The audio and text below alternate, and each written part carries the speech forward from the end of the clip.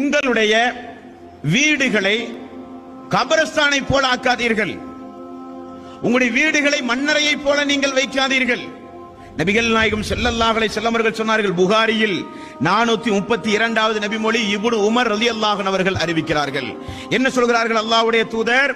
இஜ்அலு மின் ஸலாத்திக்கும் ஃபீ புயூத்திக்கும் வலா தத்தஹிதுஹா குபூரன்.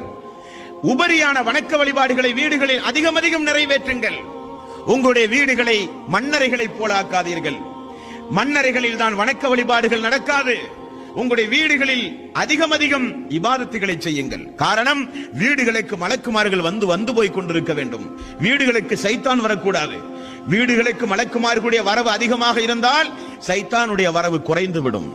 எந்த வீட்டில் சூரத்துல் பக்கரா, சூரத்து ஆல இம்ரான், சூரத்து கௌஃப் எந்த வீட்டில் ஓதப்படுகிறது அந்த வீட்டுக்கு அல்லாஹ்வுடைய அருள் செய்கிற மலக்கு வருவார். அதிகாலை பொழுது அல்லாஹ்வுடைய அருளை கொண்டு வருகிற வானவர் உங்களுடைய வீடுகளுக்கு வருவார்.